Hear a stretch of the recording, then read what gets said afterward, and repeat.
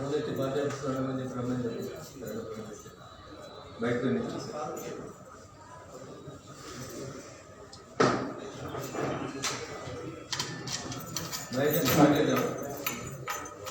రాష్ట్ర ప్రజానీకానికి మీడియా మిత్రులందరికీ హోలీ పర్వదిన శుభాకాంక్షలు.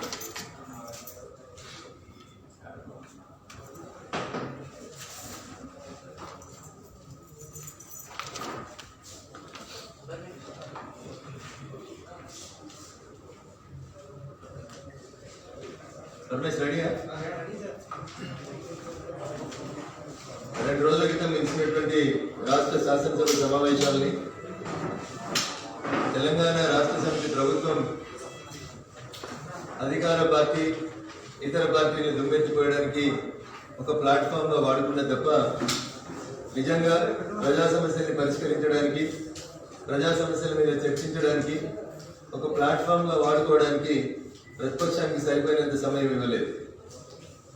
సభా నిబంధనల పేరిట పాలకపక్షం వారికి సంబంధించినటువంటి అంశాలని భజన చేసుకోవడానికి వారికి నచ్చినటువంటి అంశాలని ఎక్కువసేపు రాష్ట్ర ప్రజానీకానికి చూపెట్టడానికి చేసిన ప్రయత్నంలో కనీసం 10% కూడా ప్రజా సమస్యల్ని చర్చించేందుకు ఆ ప్లాట్ఫామ్ని ప్రతిపక్షాలకు వేదిక ఇవ్వకుండా నొక్కేశారు. ఈ సందర్భంగా నేను మీ ద్వారా రాష్ట్ర ప్రభుత్వానికి చేస్తున్నటువంటి అప్పీల్, ప్రజాస్వామ్య స్ఫూర్తి, ప్రజాస్వామ్యం పరిణమిల్లాలంటే పాలకపక్షం ఎంత గట్టిగా ఉంటే ప్రతిపక్షం అంత గట్టిగా ఉన్న రోజు మాత్రమే ప్రజాస్వామ్యం యొక్క ట్రూ స్పిరిట్ అనేది పరిణమిల్లుతుంది. కాబట్టి అంకెలు గణాంకాలు గెలిచిన 88 అయితే 102 పెంచుకుంటుంది. కాబట్టి ప్రతిపక్షం లేదు, ప్రతిపక్ష సభ్యుల సంఖ్య తక్కువ ఉంది, మీ సంఖ్యను బట్టి మీకు సమయం ఇస్తామని కల్లబొల్లి కబుర్లు చెప్పే బదులు వాస్తవంగా సమస్యల్ని చూపెట్టాల్సింది, సమస్యల్ని విడమర్చి చెప్పాల్సింది ప్రతిపక్షమే. కాబట్టి ఆ ప్రతిపక్షానికి మరికొంత సమయం ఇస్తే బాగుంటుందనేది నేను మీ ద్వారా రాష్ట్ర ప్రభుత్వానికి విజ్ఞప్తి చేస్తాను. ఇకపోతే బిజినెస్ అడ్వైజరీ కమిటీలోకి చర్చించి గతంలో ఉన్నటువంటి సభా సాంప్రదాయాల ప్రకారం ఒకరు రిప్రజెంటేటివ్ ఉన్నా, 2 రిప్రజెంటేటివ్ ఉన్నా అన్ని పార్టీలకు అవకాశం ఇవ్వని అడిగినాం. అట్లే భారతీయ జనతా పార్టీ శాసనసభ్యులకు కూడా బీఎస్సీకి పిలవాలనేటువంటి డిమాండ్ని ఇంకా రాష్ట్ర శాసనసభాధిపతి పెండింగ్లోనే ఉంచారు. ఇది బాధాకరమైనటువంటి విషయం. అదే రకంగా 294 మంది శాసనసభ్యులు అనేక రాజకీయ పార్టీలు ఉన్నప్పుడు కూడా రాష్ట్ర శాసనసభ ఆవరణలో అన్ని పొలిటికల్ పార్టీలు ఒక్కరున్నప్పటి నుంచి మొదలుకుంటే, ఒక్కరున్నప్పుడు రవీంద్ర నాయక్ గారితో మొదలుకుంటే, 2 ఉన్నప్పుడు భారతీయ జనతా పార్టీకి, ఇట్లా అన్ని పార్టీలకి శాసనసభ ఆవరణ లోపల గదులు కేటాయించినారు. 294 నుంచి 120కి శాసనసభ కుదించబడిన తర్వాత వాళ్ళకు నచ్చిన 2 పార్టీలకి వాళ్ళకు అనుకూలంగా పనిచేసేటువంటి 2 పార్టీలకు మాత్రమే శాసనసభ ఆవరణ లోపల గదులు ఇచ్చిండ్రు.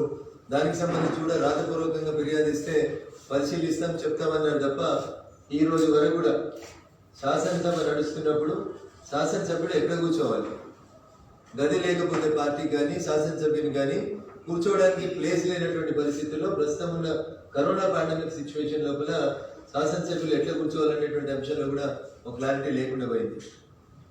దుబ్బాక ప్రజల ఆశీస్సులతోటి గెలిచి తొలిసారి శాసనసభ్యునిగా శాసనసభ సమావేశాల్లో పాల్గొనడానికి వెళ్ళిన నాకు అనేక సందర్భాల లోపల మైక్ కట్టేయడాలు, గొంతు నొక్కేటువంటి ప్రయత్నాలు తప్ప మాట్లాడేటువంటి అవకాశం ఇవ్వకపోవడం అనేది బాధాకరం.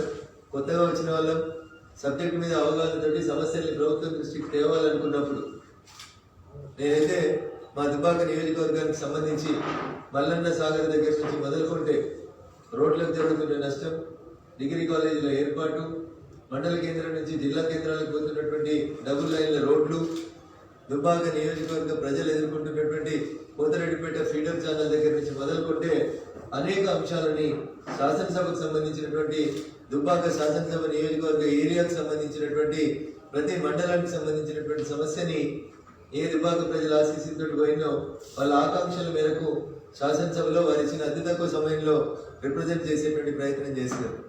అనేక సందర్భాల్లో మైక్ కట్ చేసినా, మధ్య మధ్యలో మాట్లాడుతున్నప్పుడు మనకు ఇంటరప్ట్ చేసినా ఖచ్చితంగా స్పష్టంగా సమస్యల పట్ల అవగాహన ఉన్నటువంటి వ్యక్తిగా భారతీయ జనతా పార్టీ గొంతుగా అణగారిన వర్గాల ఆశాజీవిగా రాష్ట్ర శాసనసభలో ఆయా వర్గాలని రిప్రజెంట్ చేసేటువంటి ప్రయత్నం చేసినారు. కానిస్టేబుల్గా నియమించబడి కానిస్టేబుల్గానే రిటైర్డ్ అవుతూ తమ సమస్యలను ఎవరు ప్రస్తావిస్తలేరని బాధపడుతున్నటువంటి కానిస్టేబుల్ సోదరుల దగ్గర నుంచి మొదలుకుంటే ధూపదీప నైవేద్యాల పేరిట గ్రామాల్లో పనిచేస్తున్నటువంటి పేద బ్రాహ్మణుల దగ్గర నుంచి మొదలుకుంటే భారత రాజ్యాంగ నిర్మాత గౌరవనీయులు డాక్టర్ బిఆర్ అంబేద్కర్ గారి 125 అడుగుల అంబేద్కర్ విగ్రహం నుంచి మొదలుకుంటే ప్రతి అంశం విషయం లోపల రాష్ట్ర ప్రభుత్వం 2014 జూన్ 2 నుంచి హామీలు ఇచ్చి మరిచినటువంటి అనేక అంశాల పట్ల ఒక స్పష్టతతోటి రాష్ట్ర ప్రభుత్వాన్ని ఎక్కడికక్కడ క్వశ్చన్ చేసేటువంటి ప్రయత్నం చేశారు. ఆంధ్రప్రదేశ్ పునర్వ్యవస్థీకరణ చట్టం 2014ను చూపెడుతూ చాలా సందర్భాల లోపల వరంగల్లో కోచ్ ఫ్యాక్టరీ ఏమైంది, బయ్యారంలో స్టీల్ ప్లాంట్ ఏమైంది, ఈ రకంగా విభజన చట్టాన్ని మిస్రిప్రజెంట్ చేస్తూ హామీలు ఎందుకు అమలు చేస్తలేరని చెప్పి పలు దఫాలుగా రాష్ట్ర శాసనసభను వేదిక చేసుకొని పార్లమెంటుని, ప్రధానమంత్రిని, భారతీయ జనతా పార్టీని బదనాం చేయాలని వారు చేసినటువంటి కుట్రకి స్పష్టంగా శాసనసభ నుంచి సమాధానం చెప్పేటువంటి ప్రయత్నం చేశారు.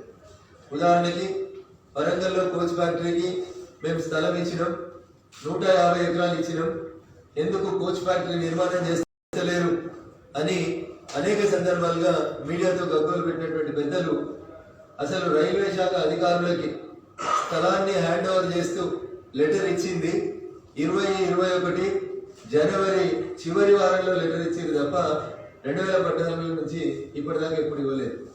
2014 విభజన చట్టంలో ఉన్నటువంటి హామీ అమలు కోసం 150 ఎకరాల స్థలాన్ని 2021 జనవరిలో ఇచ్చి, మనం ఉన్నది మార్చిలో, జనవరిలో జాగిచ్చి 7.5 ఏళ్ళు నిద్రపోయి జనవరిలో జాగిచ్చి రైల్వే శాఖకు అధికారికంగా డాక్యుమెంట్స్ గౌరవ మంత్రివర్యులు ఎర్రవెల్లి దయాకర్ రావు గారు ఇచ్చింది జనవరి 2021 చివరి వారంలో ఇచ్చి మార్చి 2వ వారంలో శాసనసభ పెట్టి ఏది వరంగల్లో కోచ్ ఫ్యాక్టరీ ఏదని కూడా చేస్తారు. ఎంత హాస్యాస్పదం అంటే దానికోసం ఏ ప్రతిపక్ష పార్టీ, ఏ ప్రజా సంఘం, ఎవరు, ఏ ఉద్యోగ సంఘాలు ధర్నా చేయడానికి వీలు లేనటువంటి ఇందిరా పార్కు కూడా వాళ్ళ కోసం ఓపెన్ అవుతారు. వాళ్ళే పోతారు, ప్రణాళికా సంఘం అధ్యక్షులు, ఉపాధ్యక్షులు పోతారు, వాళ్ళ పార్టీ నాయకులే పోతారు, పక్కన కొంతమంది మంది బాగదుల్ని పెట్టుకొని ఇందిరా పార్క్ దగ్గర ధర్నా చౌక్ని ఓపెన్ చేసి భారత ప్రభుత్వాన్ని బదనాం చేసేందుకు కోచ్ ఫ్యాక్టరీ వస్తలేదని ఇందిరా పార్క్ దగ్గర ధర్నా చేస్తారు. సార్, నీకు కోచ్ ఫ్యాక్టరీ కావాలి, నిజంగా ధర్నా చేయాలి, ప్రజా సమస్యని పార్లమెంటు దృష్టికి తేవాలని కోరుకుంటే 9 మంది లోక్సభ సభ్యులు, 7 రాజ్యసభ సభ్యులు ఉన్నారు. ఎందుకు వారి ద్వారా మీరు ఢిల్లీలో ప్రభుత్వం మీద ప్రొటెస్ట్ చేసేటువంటి కార్యక్రమాన్ని చేపట్టలేకపోయింది? ఎందుకు చేయలేదంటే జాగిచ్చింది 7.5 ఏళ్ల తర్వాత కాబట్టి. సో ఆ విభజన చట్టాన్ని ప్రాపర్ గా రిప్రజెంట్ చేస్తున్నారంటే ఆంధ్రప్రదేశ్ పునర్వ్యవస్థీకరణ చట్టం 2014లో క్లియర్ గా కోచ్ ఫ్యాక్టరీ విషయంలో కానీ, బయ్యారం స్టీల్ ప్లాంట్ లో కానీ ఆ చట్టం మేము రాయలేదు. ఆ చట్టాన్ని రాసింది నాటి అధికారంలో ఉన్నటువంటి UPA 2 పెద్దలు. దాంట్లో అనేక మంది అమెరికాలో, ఆక్స్ఫర్డ్ లో, కేంబ్రిడ్జ్ లో, వివిధ దేశాల్లో చదువుకొని వచ్చినటువంటి నిష్ణాతులు రాసినటువంటి 2014 ఆంధ్రప్రదేశ్ పునర్వ్యవస్థీకరణ చట్టంలో బయ్యారంలో స్టీల్ ప్లాంట్ పెట్టుంది అని రాయలేదు, వరంగల్ కి కోచ్ ఫ్యాక్టరీ ఇయ్యండి అని రాయలేదు. అవకాశాలు ఉంటే పరిశీలించండి, ఫీజిబిలిటీ ఉందా లేదా చూడండి అని అన్నారు.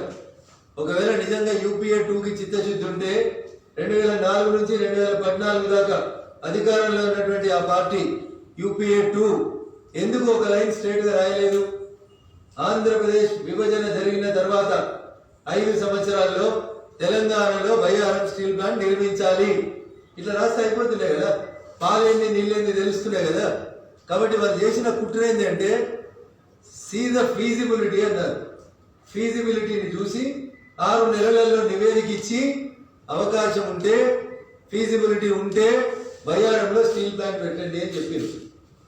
జూన్ 2, 2014 తెలంగాణ రాష్ట్రం ఏర్పాటైన రోజైతే డిసెంబర్ 2, 2014 నాటికే కేంద్ర ప్రభుత్వం వేసినటువంటి టెక్నికల్ ఎక్స్పర్ట్స్ కమిటీ భారత పార్లమెంటుకు నివేదిక ఇచ్చింది.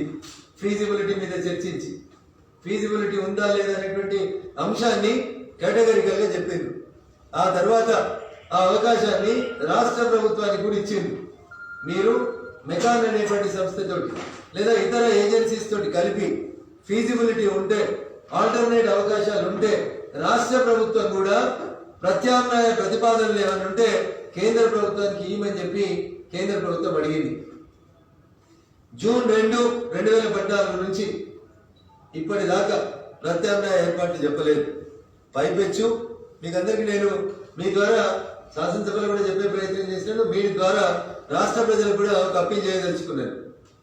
3 ఏప్రిల్ 2018 తెలంగాణ రాష్ట్ర సమితి ప్రభుత్వం అధికారంలో ఉన్న మొదటి దఫాలోనే గౌరవ మంత్రివర్యులు కేటీఆర్ గారు కొత్తగూడెం జిల్లా పర్యటన చేసిండ్రు. 3 ఏప్రిల్ 2018 ఆ రోజు వారు కొత్తగూడెం ప్రాంతంలో ఒక ప్రకటన చేసిండ్రు. కేంద్ర ప్రభుత్వం బయ్యారంలో స్టీల్ ప్లాంట్ పెట్టడం వయబిలిటీ కాదని, ఫీజిబిలిటీ లేదని చెప్పినందున తెలంగాణ రాష్ట్ర ప్రభుత్వం కేంద్రం దయాదాక్షిణ్యాల మీద ఆధారపడదలుచుకోలేదు. తెలంగాణలో ఉన్నటువంటి సింగరేణి బొగ్గు గనుల సహాయంతో తెలంగాణ మినరల్ డెవలప్మెంట్ కార్పొరేషన్ టిఎండిసి సహకారంతో రాష్ట్రమే బయ్యారంలో స్టీల్ ప్లాంట్ పెట్టుకుంటుంది. ఇది గౌరవ మంత్రివర్యులు కేటీఆర్ గారు 3 ఏప్రిల్ 2018 రోజు కొత్తగూడెం పర్యటన సందర్భంగా మొత్తం మీడియా మిత్రుల సమక్షంలో చెప్పడం జరిగింది. అది అన్ని పేపర్లలో, టీవీలలో కూడా రిపోర్ట్ అయింది. అన్ని ప్రముఖ దినపత్రికలు, తెలుగు ఇంగ్లీష్ దినపత్రికలలో కూడా మొదటి పేజీలలో రిపోర్ట్ అయింది. మళ్ళీ ఇప్పుడు యాదికి వచ్చింది వాళ్ళకి. వరంగల్ కార్పొరేషన్ కి ఎలక్షన్లు ఉన్నాయి కాబట్టి, వరంగల్లో భారతీయ జనతా పార్టీ బలం పుంజుకుంది కాబట్టి, రేపు మేయర్ మేము గెలవబోతున్నాం కాబట్టి దానికి అడ్డుకట్టేసేందుకు ప్రజా సంఘాలని, కుల సంఘాలని, మేధావుల సంఘాలని, కొన్ని సంఘాలని వీళ్ళే ప్రమోట్ చేసి తీసుకొని వచ్చి ఎవరికి అవకాశం లేని ఇందిరా పార్క్ దగ్గర వాళ్ళ పార్టీ నాయకులతో ధర్నా చేపిస్తారు. This is very unfortunate on the part of state government అనేది మేము భారతీయ జనతా పార్టీ చెప్పదలుచుకున్నాం. బయ్యారంలో స్టీల్ ప్లాంట్ ఫీజిబిలిటీ లేదు, వయబిలిటీ లేదు. కేంద్రం ఈ మాట రాష్ట్ర ప్రభుత్వానికి చాలా సంవత్సరాల నుంచి చెప్తూ వస్తేనే కేటీఆర్ గారు మేమే పెట్టుకుంటామని 2018లో ప్రకటించారు. 2018 మార్చి నుంచి 2021 మార్చి దాకా వచ్చిన 3 సంవత్సరాలు పూర్తి అవుతుంది. 3 అడుగులు బయ్యారం స్టీల్ ఫ్యాక్టరీ ముగట్టుకోలేదు. వరంగల్ కార్పొరేషన్ మేయర్ ఎలక్షన్స్ వస్తున్నాయి కాబట్టి మళ్ళీ మమ్మల్ని తిట్టడానికి శాసనసభలో ఒక వేదికగా వాడుకున్నారు. శాసనసభలో సభ్యులు కానటువంటి వ్యక్తులని స్పీకర్ అనుమతి తీసుకొని ఎంపీల పేర్లు కూడా ప్రస్తావించి భారతీయ జనతా పార్టీని బదనాలు చేసేటువంటి ప్రయత్నం చేసింది. ఇంకో మంత్రి గారు చెప్తారు, ఎన్నికల ప్రణాళిక లోపల తెలంగాణలో పసుపు ఎక్కువ పండుతుంది, తెలంగాణకు పసుపు బోర్డు ఇవ్వడం చేత కాలేదు కానీ వీళ్ళు తమిళనాడుకి పసుపు బోర్డు తీసుకుపోయే ప్రయత్నం చేసిరని మళ్ళీ ఒక బట్టగాల్చి మీద వేసేటువంటి ప్రయత్నం చేసింది. నేను కూడా మీ ద్వారా టిఆర్ఎస్ పార్టీ నాయకుల్ని, ప్రభుత్వాన్ని, ముఖ్యమంత్రి గారిని సూటిగా ఒక ప్రశ్న అడగదలుచుకున్నాను. ఎన్నికల హామీలో తమిళనాడుకు పసుపు బోర్డు ఇవ్వడం, భారతీయ జనతా పార్టీ హామీ ఇవ్వడం తప్పైతే మరి ఆలియాకి 7 సంవత్సరాల తర్వాత గౌరవనీయులు నోముల నరసింహయ్య గారు చనిపోయిన తర్వాత ఆలియాలో ఒక డిగ్రీ కాలేజ్ ప్రకటన ముఖ్యమంత్రి గారు చేయడం రాజకీయం అవుతుందా, ఇంకేమైనా అవుతుందా అనేది టిఆర్ఎస్ పార్టీ కూడా రాష్ట్ర ప్రజలకు చెప్పాల్సినటువంటి అవసరం ఉంది. అంటే ఓట్లున్న నాగార్జున సాగర్ లో 7 ఏళ్ల నుంచి టిఆర్ఎస్ అధికారంలోకి వస్తే డిగ్రీ కాలేజ్ పెట్టాలనేటువంటి ఆలోచన రాని మీకు ఈ రోజు తమిళనాడుకు పసుపు బోర్డు ఇస్తా అని ఎన్నికల మేనిఫెస్టోలో పెడితే మమ్మల్ని మాత్రం బదనాం చేయొస్తుంది. ఆలియాకు డిగ్రీ కాలేజ్ ఎందుకు ఇచ్చిరు సార్ అంటే మాత్రం సమాధానం ఉండదు. అంటే మీరు చేస్తే రాజకీయం, ఇంకొకటి చేస్తే ఇంకొకటి అనేటువంటి ఈ కుట్రల్ని శాసనసభ వేదిక ద్వారా మీరు చేయడం అనేది బాధాకరం. ఎన్నికల రణక్షేత్రంలో మీరు మాట్లాడదాం, మేము మాట్లాడదాం. అంతిమ న్యాయ నిర్ణేతలు ప్రజలు ఓట్లేస్తే, ప్రజలు గెలిపిస్తే మీరైనా మేమైనా కుర్చీలో ఉంటారు. కాబట్టి నేను మీ ద్వారా రాష్ట్ర ముఖ్యమంత్రి గారికి చేసేటువంటి విజ్ఞప్తి, దయచేసి శాసనసభను ఎన్నికల ప్రచార సభగా మార్చొద్దని చెప్పి మీ ద్వారా నేను వారికి విజ్ఞప్తి చేస్తా ఉన్నాను. నిజామాబాద్ కార్పొరేషన్ కి డబ్బులు ఇయ్యరు, కరీంనగర్ కార్పొరేషన్ కి డబ్బులు ఇయ్యరు, వరంగల్ కు 250 కోట్లు, ఖమ్మంకు 150 కోట్లు. అదేంటి సార్ అంటే వచ్చే నెల 2 జాగాలో ఎలక్షన్లు ఉన్నాయి కాబట్టి. మరి మనం ఇది అన్నామంటే వాళ్ళకి ఉన్నది ఉన్నట్టు మాట్లాడితే ఊరంతా కోపం అన్నట్టు, ఊరంతా శత్రువులు అన్నట్టు.